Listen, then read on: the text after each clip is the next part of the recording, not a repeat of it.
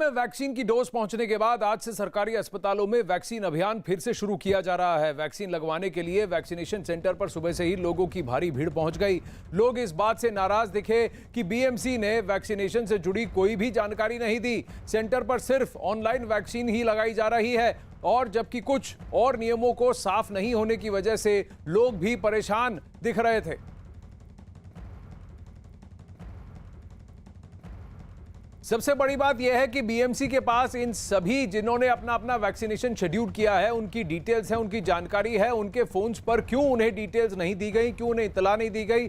कई सारे तो वहां पे वरिष्ठ सिटीजन्स हैं, 45, 50, 60 साल की उम्र से ऊपर, जो कि अपना दूसरा डोज लगवाने के लिए लाइन में खड़े हैं। कोरोना के इस काल में इतनी लंबी लाइन वैक्सीन के लिए क्या ठीक है? वैक्सीन सेंटर के बाहर क्या इसे और बेटर तरीके से मैनेज नहीं किया जा सकता? कई सारे सवाल उठ रहे हैं। विवेक गुप्ता हमारे साथ जुड़ रहे हैं। विवेक, कहीं ना कहीं टोटल मिसमैनेजमेंट की बात लग रही है, वैक्सीन की लॉजिस्टिकल सप्लाई, और दूसरी बात लोगों को इत्तला, जिन जिन के अपॉइंटमेंट्स कल परसों के थे, जिनको की वैक्सीन नहीं मिला, उन्हें रीशेड्यूल करना जरूरी था, उनको एक अलर्ट मैसेज भेजना जरूरी था, उनको ये बताना जरूरी था कि आप इस समय से इस समय के बीच आएं, आज ना आए। जिनका अपॉइंटमेंट्स आज के थे वो उनको कहा जाता कि आप कल आएं। और कहीं ना कहीं लोगों में भी संयम की जरूरत है, लोग भी थोड़ा ज्यादा ही बेचैन होते लग रहे हैं। बिल्कुल श्री आनंद, आपने देखिए मिसमैनेजमेंट जरूर है यहाँ पर, क्योंकि बीएमसी ने कल पूरे मुंबई में जितने बड़े कोविड सेंटर से, वैक्सीनेशन सेंटर से, वहाँ पर वैक्सीन खत्म हो चुकी थी। इसकी जानकारी उन्होंने नहीं दी थी। आज सुबह सुबह उन्होंने जानकारी दी कि वैक्सीनेशन सेंटर पे दवाइयाँ पहुँचेंगी, लेकिन लोग 12 बजे के बाद वहाँ पे पहुँचना शुरू हुए। लेकिन कोरोना का डर लोगों में इस कदर बैठा हुआ है कि लोग सबसे पहले वैक्सीन लगाने के लिए अलग अलग सेंटर पर पहुँच रहे हैं। मुंबई के गोरेगांव स्थित नेस्को कोविड सेंटर में सुबह 7 से 8 बजे से के बाद ही इतनी लंबी लाइनें लगी थी। ये लाइनें तकरीबन 1.5 से 2 किलोमीटर तक लगी। जब नेस्को का 11 के आसपास में गेट खुलता है तब पूरी भीड़ अंदर जाती है, लेकिन भीड़ इतनी ज्यादा है आनंद की नेस्को के कोविड सेंटर के अंदर भी अभी तकरीबन 1000 से 2000 लोग अंदर मौजूद हैं। लोग अपना इंतजार कर रहे हैं, लेकिन भीड़ ज्यादा होने की वजह से जो बीएमसी के लोग हैं उसे कंट्रोल नहीं कर पा रहे हैं। क्योंकि और सबसे बड़ा चैलेंज आ रहा है कि जो बीएमसी ने बताया था कि सिर्फ कोविशील्ड वैक्सीन अभी उनके पास आई हुई है। अब सवाल ये खड़ा होता है जो सेकंड डोज वाले हैं, जो कोवैक्सीन ले चुके हैं, उनकी वैक्सीनेशन का प्रोसेस क्या होगा, इसकी जानकारी कोई नहीं दे रहा है।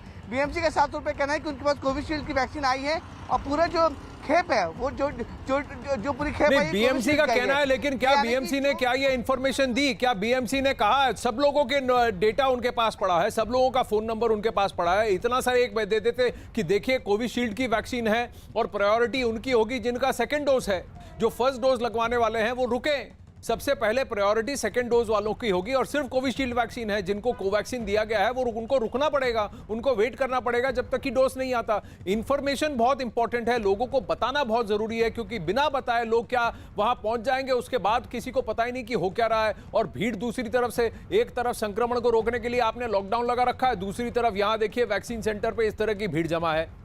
विवेक, बने रहिए हमारे साथ। वहीं गुजरात में कोरोना का कहर जो है वो बढ़ता जा रहा है। हालात ये हो गए हैं कि अहमदाबाद का धन्वंतरी अस्पताल में भर्ती किए गए के लिए लंबी लाइन लगी हुई है। अहमदाबाद नगर निगम ने कल 108 एम्बुलेंस से भर्ती होने के नियम हटा दिया, जिसके बाद कोविड अस्पतालों में भर्ती के लिए लोग सुबह से ही लाइन लगा रहे थे। अस्पताल में भर्ती होने के लिए सुबह 8 बजे से 9 बजे तक ही फॉर्म्स मिलने वाले हैं, जिस पर जानकारी के साथ साथ मेडिकल रिपोर्ट देना भी जरूरी है। फॉर्म भरने के बाद टोकन नंबर दिया जाता है, टोकन के आधार पर ही अस्पताल से फोन जाएगा और उसके बाद ही अस्पताल में भर्ती होने दिया जाएगा। अस्पताल में उन मरीजों को प्राथमिकता दी जाएगी जिनके शरीर में ऑक्सीजन लेवल 92% से नीचे होगा। जनक दवे जुड़ रहे हैं। तो ये जो धन्वंतरी अस्पताल है, स्पेशलिटी अस्पताल था, जिसका कि उद्घाटन और या लॉन्च जो है बस अभी कुछ दिन पहले, 1 हफ्ते पहले हुआ था जनक, और वहां गृह मंत्री अमित शाह भी गए थे, मुख्यमंत्री नितिन रूपाणी भी गए थे। लेकिन सबसे बड़ी बात, आईसीयू बेड्स यहां पर 150 में अवेलेबल हैं, लेकिन यहां पर भी अब इतनी भीड़ लगी हुई है। बिल्कुल, देखिए आनंद, 108 जो अब तक ये था कि 108 के जरिए ही एडमिशन होते थे। कल से ये जिस तरह से गुजरात हाईकोर्ट ने फटकार लगाई सरकार को, और उसके बाद जब 108 की प्रोसेस जब सेंट्रलाइज हटा दी गई, तो जाहिर सी बात है ये होना ही था, क्योंकि अब हर कोई बेड के लिए अपने मरीज के लिए बेड इस तरह चाह रहा है। और अहमदाबाद में ऐसा कोई अभी पोर्टल ऑनलाइन नहीं है जहां पर क्या किन अस्पतालों में कितने बेड की कोई बेड खाली है इसकी कोई जानकारी दे पाए। ऐसे में हर कोई है वो ये चाहता है कि उनका मरीज है वो एडमिट हो जाए और उनको ट्रीटमेंट मिले। और जाहिर सी बात है हर व्यक्ति की यही एक चाह होती है, और इसी के चलते 900 बेड का अस्पताल है तो हर कोई वहां पर एडमिशन लेना चाहता है। और इसी के चलते आज सुबह अगर आप देखें तो सुबह 8 बजते ही लंबी कतारें लगने को लगी। और अभी जो जानकारी आई है कि वहां अस्पताल के बाहर बड़ा सा हंगामा भी हुआ है, हर कोई अंदर एडमिशन के लिए चाह रहा था। बेहद विकट स्थिति है आनंद, ये एक शायद प्रशासन ने भी नहीं सोचा होगा कि इस तरीके की अब नौबत आ जाएगी। जो नियम बनाए वो नियम अब लोगों की स्वास्थ्य से ऊपर नहीं हो सकते। हाईकोर्ट भी कह चुकी है जो मरीज आपके आपके गेट तक आता है उसको इलाज देना ही होगा, उसको इलाज करना ही होगा। इलाज करने के लिए सुविधा भी चाहिए और ऐसा भी होना चाहिए कि लोग जिनको जरूरत है उनको इलाज मिले। ऐसा ना हो कि लोग जो हैं ये प्रीएम्प्ट करें कि देखिए कल अगर मुझे हो गया, आज मुझे सिम्टम्स हैं, कल मुझे हो गया तो आज ही मैं अपने आप को एडमिट करा लेता हूं। इसकी भी एक प्रक्रिया होने की जरूरत है। एक आपने कंडीशन बनाया कि ऑक्सीजन लेवल अगर आपका 90% की तरफ जा रहा है तो फिर चिंता का विषय है, आपको बेड दिया जाएगा। तो ये सारी बातें भी जरूरी हैं। क्या लोग थोड़ा सा पैनिक पोजीशन में आ रहे हैं, कुछ ज्यादा ही घबरा रहे हैं? क्या लोगों में संयम की जरूरत है? सबसे ज्यादा इंपॉर्टेंट है कि प्रशासन की तरफ से कम्युनिकेशन बहुत क्लियर होना चाहिए। कम्युनिकेशन ऐसा होना चाहिए जो कि रिएक्टिव नहीं हो, जो कि प्रोएक्टिव हो। जनक, और भी खबरें आ रही हैं। जनक, मैं आपसे फिर जुड़ूंगा थोड़ी देर में। केंद्रीय स्वास्थ्य मंत्री डॉक्टर हर्षवर्धन ने बताया है कि भारत के 15 करोड़ से ज्यादा लोगों को वैक्सीन लग चुकी है, जबकि 2 दिन बाद 1 मई से 18 से 44 साल के लोगों को वैक्सीन लगेगी। स्वास्थ्य मंत्री डॉक्टर हर्षवर्धन ने आज दिल्ली के लेडी हार्डिंग अस्पताल में के कोविड सेंटर का दौरा किया और वहां की सुविधाओं को भी देखा।